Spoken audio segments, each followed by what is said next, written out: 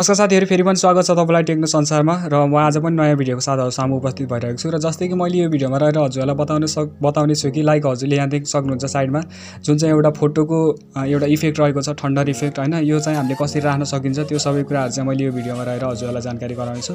यदि हजुर पनि जान्न चाहनुहुन्छ, लाइक हजुरले पनि यस्तै फोटो बनाउन चाहनुहुन्छ भने अवश्य पनि भिडियोलाई सुरुदेखि अन्तिमसम्म 1 सेकेन्ड पनि स्किप नगरी हेर्दिनु होला भन्न चाहन्छु। र त्यसको साथसाथै यदि हजुर यो च्यानलमा नयाँ हुनुहुन्छ र आगामी दिनहरुमा पनि यस्तै कन्टेन्टहरु सबभन्दा पहिला पाउन चाहनुहुन्छ भने अवश्य पनि यो च्यानललाई सब्स्क्राइब गरिदिनु होला र त्यसको साथसाथै भनेको यो साइडमा रहेको बेल आइकनलाई क्लिक गरी अल अप्सनमा राख्न नभुल्नु होला। आगामी दिनहरुमा मैले भिडियो अपलोड गर्ने बित्तिकै हजुरले भिडियोको नोटिफिकेसन पाउनको लागि। सो हस्त साथीहरु, फाइनली अब अगाडि बढौं। के छ कसो छ सबै कुराहरु चाहिँ मैले यो भिडियोमा रहेर बताउने छु है त। सो नमस्कार, मेरो नाम Kamal Paudel. So let's begin in the video. र फाइनली साथीहरु, म चाहिँ अब हजुरलाई त्यसको लागि भनेको हजुरले चाहिँ क्यापकट एप्लिकेसन आवश्यक पर्छ हैन। र क्यापकट एप्लिकेसन हजुरले इन्स्टल गर्नुभएको छैन भने मैले चाहिँ लिंक डिस्क्रिप्सनमै दिइराखेको हुन्छु, हजुरले त्यहाँबाट डाइरेक्टली यसलाई इन्स्टल गर्न सक्नुहुन्छ। र इन्स्टल गरिसकेपछि भनेको चाहिँ हजुरले यसलाई ओपन गर्नु होला र लाइक ओपन गरिसकेपछि हजुरले भिडियो या फोटोमा जुनमा पनि राख्न सक्नुहुन्छ है त साथीहरु। यदि हजुरले भिडियोमा राख्न चाहनुहुन्छ भने हजुरले त्यसरी नै भिडियोमा पनि राख्न सक्नुहुन्छ। लाइक यदि हजुरले फोटोमा राख्न चाहनुहुन्छ भने हजुरले त्यही अनुसार फोटोमा पनि राख्न सक्नुहुन्छ है त। सो फाइनली मैले डेमोको लागि भनेको चाहिँ मैले यहाँ मेस्सीको एउटा फोटो लिएको छु र त्यसपछि मैले फाइनली एड गर्नेछु। र एड गरिसकेपछि भनेको यो फोटो रहेको छ साथीहरु।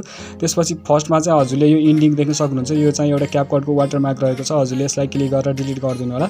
र डिलिट गरिसकेपछि भनेको चाहिँ यहाँ फोटो रहेको छ साथीहरु। यसमा चाहिँ हजुरले फर्मेट मिलाउनु होला। यदि हजुरले टिकटकमा हाल्न चाहनुहुन्छ भने फर्मेट मिलाएर लाइक हजुरले चाहिँ यहाँ फर्मेट मिलाएर 9:16 मा राख्नु होला र त्यसपछि फोटोलाई ड्र्याग गरेर फुल स्क्रिनमा चाहिँ फिट गर्नु होला है त।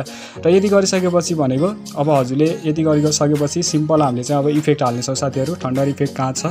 सो हामी त्यसको लागि भनेको चाहिँ हजुरले सर्वप्रथम इफेक्टमा एकचोटी क्लिक गर्नु होला र लाइक इफेक्टमा क्लिक गरिसकेपछि हजुर चाहिँ जानु होला। यहाँ विभिन्न अप्सनहरु छ, हजुर चाहिँ नेचरमा जानु होला। यहाँ देख्न सक्नुहुन्छ नेचर, हजुर यसमा क्लिक गर्नु होला र लाइक क्लिक गरिसकेपछि हामीले चाहिँ यहाँ खोज्ने छौं थन्डर। लाइक अब तलै छ, देख्न सक्नुहुन्छ कहाँनेर भन्दा र देख्न सक्नुहुन्छ साथीहरु यहाँ चाहिँ लाइटिङ रहेको छ हैन। हजुरले यसमा क्लिक गर्नु होला र यसमा क्लिक गरिसकेपछि देख्न सक्नुहुन्छ फोटोमा चाहिँ यहाँ देख्न सक्नुहुन्छ एकचोटी यो लाइटिङमा चाहिँ ट्याप गर्नु होला र हजुरले फोटो या भिडियोमा हजुरले फुल यसलाई ड्र्याग गरेर फुल अब जहाँसम्म छ भिडियो हजुरले त्यहाँसम्म ड्र्याग गरेर यसलाई राख्नु होला।